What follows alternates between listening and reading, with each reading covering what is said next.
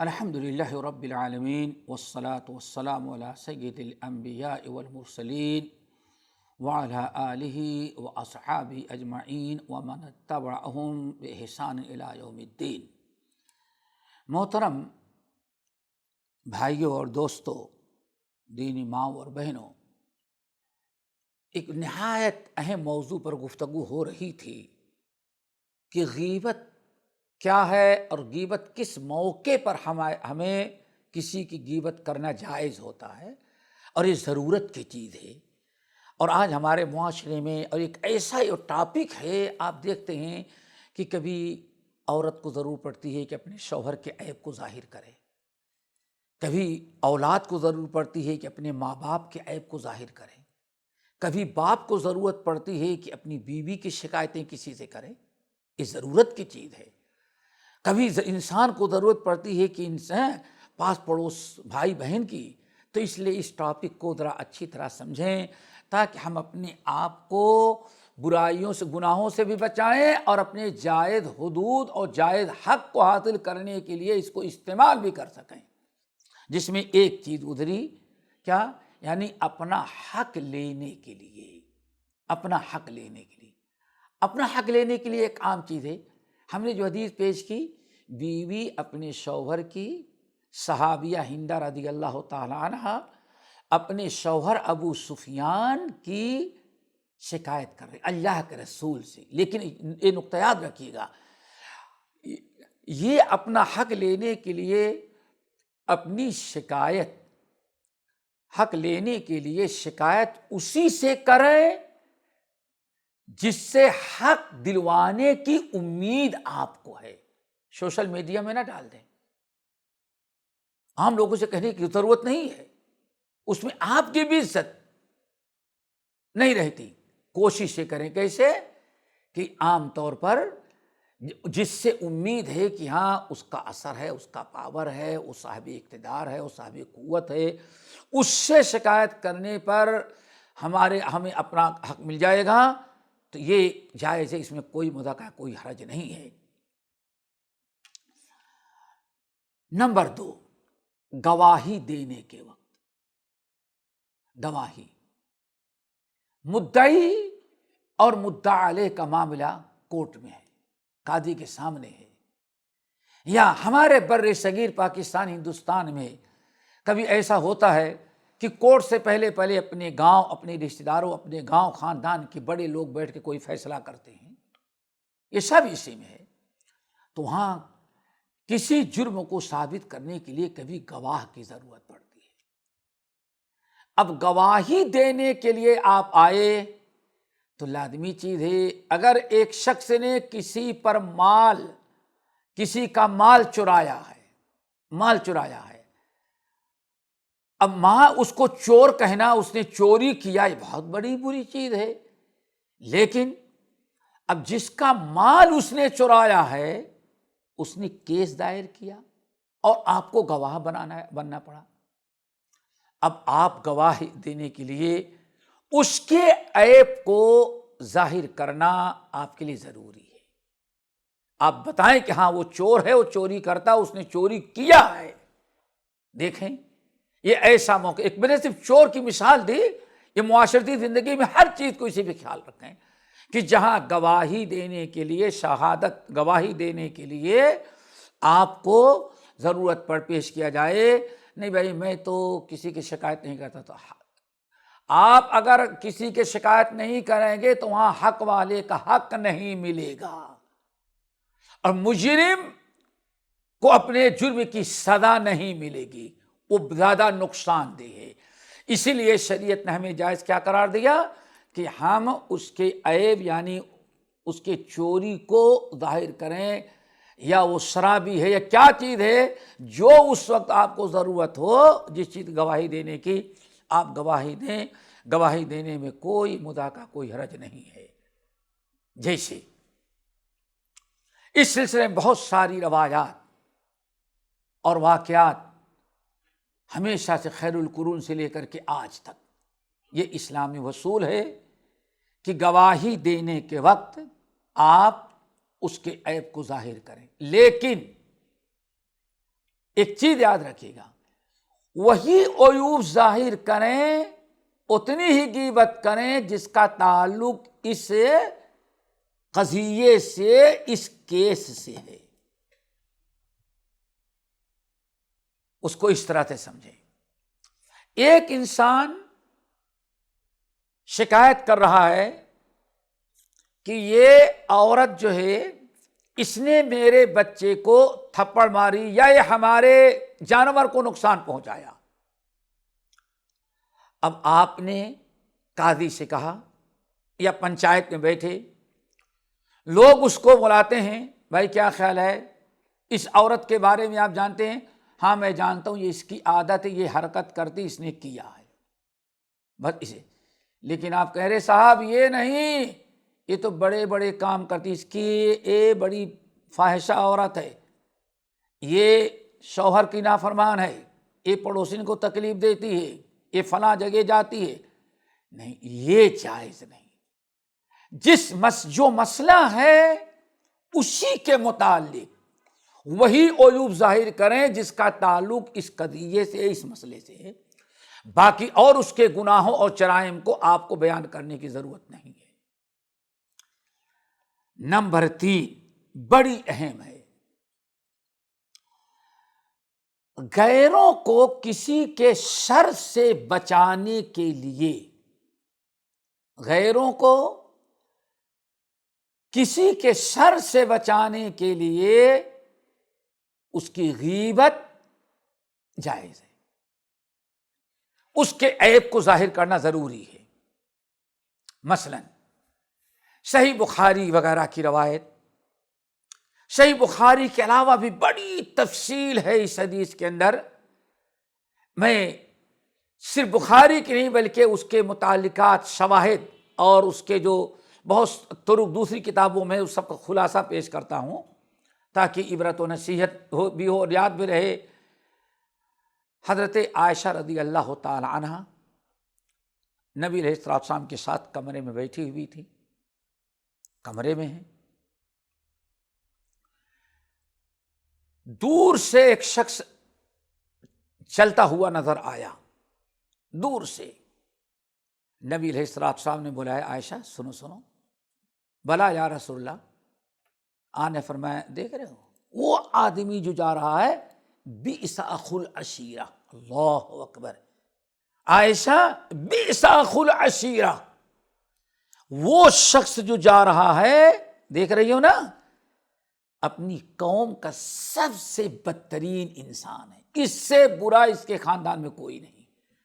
اللہ اکبر، پیارے نبی کبھی غلط الفاظ اپنی زبان سے نہیں، لیکن آج عائشہ بئس اخو العشیرہ، قوم اور قبیلے کا سب سے بدترین انسان ہو، اس کو دیکھ لو، یاد رکھو۔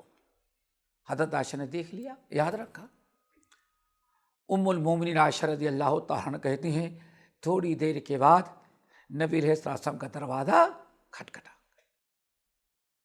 کھولا گیا تو وہی شخص تھا جس کی طرف اللہ رسول نے اشارہ کیا تھا، جس کے متعلق آپ نے فرمایا بئس اخو العشیرہ، عائشہ سب سے بدترین انسان آ رہا ہے، وہی آپ کے دروازے پہ کھڑا۔ اللہ کے رسول نے اس کو اجازت دے دی۔ ام المومنین عائشہ کہتی ہیں جب وہ آیا تو ہم ذرا کنارے چلی گئیں، آ کر کے بیٹھ گیا۔ اللہ اکبر، پیارے نبی کی تعلیم جتنی بھی شرح کی جائے، جتنے بھی فوائد اس حدیث کے بیان کیے جائے کم ہیں۔ اللہ ایک طرف آپ کا اخلاق ذرا دیکھیں اور دوسری طرف غیروں کو شر سے بچانے کی فکر ذرا دیکھیں۔ آپ نے فرمایا عائشہ بئس اخو العشیرہ، قوم کا سب سے بدبخت، بدترین اور برا انسان ہے۔ اور جب آ گیا، حضرت عائشہ کنارے گئیں، اللہ کے رسول نے اس کو بلایا۔ حضرت عائشہ کہتی ہیں جب آ گیا تو اس کو عزت کے ساتھ بیٹھایا آپ نے۔ اللہ اکبر، یہی چیز آج ہم مسلمانوں میں پیدا ہو جائے تو آدھا معاشرہ ہمارا سدھر جائے، لیکن ہم لوگ سننے کے عادی ہیں، کو عمل کرنے کے عادی نہیں بن سکے۔ گفتار کا گادی بن تو گیا، کردار کا گادی بن نہ سکا۔ آج سب سے بڑا عیب یہ ہے۔ اللہ کے رسول نے بیٹھایا، حضرت عائشہ کہتی میں تو اندر گئی، آپ سب کو چھوڑ کر کے اس کی طرف اتنے متوجہ ہو گئے، اتنے متوجہ، وہ باتیں کر رہا ہے، بڑے غور سے سن رہے ہیں، مسکرا مسکرا کر کے سن رہے ہیں، سب کو آپ نے چھوڑ کر کے اس کی طرف توجہ کی۔ حضرت عائشہ کہتی مجھے بڑی عجیب سے بات لگی، جب آپ نے اس کو دیکھا تو فرمایا بئس اخو العشیرہ، سب سے بدترین انسان ہے یہ، لیکن جب آپ کے پاس آ گیا تو ایسی اس کی تکریم و تعظیم کے معلوم ان لہ مکانہ، معلوم پڑتا ہے کہ اس کی بڑی عزت اور بڑا مقام مرتبہ آپ کے نزدیک ہے۔ ایسے انداز سے آپ نے گفتگو کی، بات کرتے رہے، اٹھ کر کے چلا گیا۔ جب تک بات کرتا رہا آپ اس کی طرف متوجہ، اور بڑے اخلاق کے ساتھ آپ نے اس کی باتیں سنی۔ جب اٹھ کر کے چلا گیا تو حضرت عائشہ سوال کرنے میں بڑی جری تھی، کہیں بھی اشکال ہوتا سوال کر لیتی، اور اچھی چیز ہے، اور اسی بنا پر اللہ نے عائشہ کو بہت بڑا علم بھی دیا۔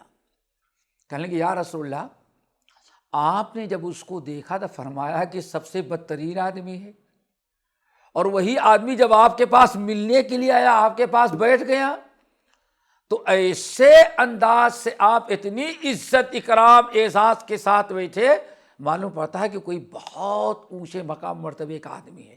یہ کیا ہے؟ اتنا برا تھا تو آپ کو اتنا اچھا سلوک کرنے کی کیا ضرورت ہے؟ اللہ اکبر۔ آپ نے فرمایا عائشہ دوستو یاد رکھنا، یہ جملہ نہیں بھولنا۔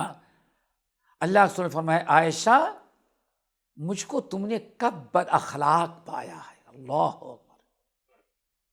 عائشہ ہم کو تم نے کب بد اخلاق پایا ہے؟ کب ہمیں بدزبانی کرتے ہوئے پایا ہے؟ لوگوں کے ساتھ ملنے ملانے میں اچھا برا انداز ہمارے اندر کب تو نے دیکھا؟ عائشہ سن لے، ان من اشر الناس عند اللہ منزلۃ یوم القیامہ من ترکہ الناس اتقاء فحش او کما قال علیہ السلام۔ عائشہ اللہ اکبر، عائشہ قیامت کے دن حشر کے میدان میں سب سے بدترین درجے کا آدمی وہ ہوگا، سب سے بدترین درجے کا ہمارا امتی مسلمان وہ انسان ہوگا کہ جس کی بد اخلاقی سے، جس کے شر سے بچنے کے لیے لوگ اس کے پاس آنا جانا اور اس سے ملنا جلنا چھوڑ دیں۔ یہ تو حضرت عائشہ کی اس سے پتہ چل گیا دونوں چیزیں، ایک طرف اللہ کے رسول کا اخلاق دیکھیں، وہ برا آدمی آیا تو اللہ کے رسول اخلاق کا مظاہرہ کیا، اور جب وہ نظر آیا تو حضرت عائشہ کو آگاہ اللہ کے رسول نے کہ اس سے بچ کر کے رہنا، یہ کبھی بھی نقصان پہنچا سکتا ہے۔ کیوں؟ اپنے قوم اور قبیلے کا سب سے بدترین انسان ہے۔ ایک طرف امت کو کی تعلیم و تربیت، اور دوسری طرف اخلاق کا مظاہرہ۔ اللہ تعالیٰ ہمارے اندر یہ دونوں چیزیں آج پیدا کر دے۔ یہ بھی اگر آپ اس کے شر سے نہ بچائیں، نہ بیان کرتے، تو لوگ دھوکے میں رہتے، کبھی بھی اس کے جھانسے میں آ جاتے، کبھی بھی فرار کر سکتا تھا وہ۔ آج اس دور میں اگر کوئی فرادی ہے اور کسی کے ساتھ وہ بیٹھ رہا ہے تو اس کو بلا کے چپ کے بتا دینا بھائی بچ کے رہیے گا، لیکن اتنا ہی بتائیں کہ فرادی ہے، معلوم ہے اس کی بیوی کہاں کی ہے، اس کا بچہ کیا کرتا ہے، اس کی بیٹیاں کہاں کہاں جاتی ہیں، یہ فضول باتیں کرنے کی ضرورت نہیں ہے۔ اس کے متعلق جو باتیں ہیں اتنا آپ آگاہ کر دیں۔ اگر آگاہ نہیں کریں گے، کل کسی کو ڈس لے گا، نقصان پہنچائے گا تو آپ بھی گنہگار ہو سکتے ہیں۔ الدین النصیحہ، اس لیے یہ تو صحیح، یہ تو حضرت عائشہ کی روایت۔ حضرت صفوان رضی اللہ تعالیٰ عنہ بیٹھے تھے، اللہ اکبر۔ اور ذرا دیکھو اللہ کے رسول کا اخلاق اور امت کو شر سے بچانے کی فکر، یہی ہے خیر خواہی۔ سب پر فرض ہے کہ خیر خواہی کریں، شر سے بچائیں۔ صفوان کہتے ہیں جب وہ چلا گیا تو ہم لوگوں نے کہا اللہ کے رسول اتنا برا آدمی تھا تو اتنے اچھے اخلاق سے پیش آنے کی کیا ضرورت تھی آپ کو؟ اللہ کے رسول نے فرمایا صفوان انہ کان منافقا، کم وقت مسلمان بھی نہیں تھا، منافق تھا وہ۔ اللہ اکبر، منافق تھا وہ، اللہ کے رسول منافق تھا۔ ہاں اب ذرا دیکھو شر سے بچنا، آپ نے فرمایا میں نے اس منافق کے شر کو جو بدنیتی سے ہمارے پاس آیا ہوگا کہ کوئی بات پا جائے اور جانے کے بعد باہر ہم کو بدنام کرے، اسلام کو بدنام کرے، صفوان ہم نے اپنی رواداری سے اس کے سارے شر کو ختم کر دیا۔ اللہ اکبر۔ تو یہ ہمیشہ جب کسی کے شر سے اپنا بچنا ہو، کسی اور کو بچانے کی ضرورت ہو، تو ایسی حالت میں جس کے اندر جس سے شر کا خطرہ ہے اس کے عیب کو ظاہر کر دینا اور لوگوں کو بتا دینا تاکہ لوگ اس کے شر سے محفوظ رہیں، یہ جائز بلکہ ضروری ہو جائے گا بسا اوقات۔ یہ غیبت نہیں ہے، ایسے موقع پر اللہ تعالیٰ نے غیبت کو حلال اور جائز قرار دیا ہے۔ تو اس چیز کو یاد رکھیں، اور یہ بڑی عبرت اور نصیحت کی، گرچہ غیبت سے متعلق، لیکن غور کریں جو حدیث بتایا تو یہ صرف اسی ایک حدیث پر غور کریں کہ تو کتنے اخلاق اور کتنی انسانی ہمدردی، انسانیت اور خیر خواہی کا مواد اس کے اندر جمع ہے۔ اللہ تعالی ہم سب کو عمل کی توفیق نصیب فرمائے۔ باقی انشاءاللہ اگلے پروگرام میں مزید اس کی اور وضاحت ہم کریں گے۔ اقول قولی ھذا واستغفر اللہ من کل ذنب واتوب الیہ۔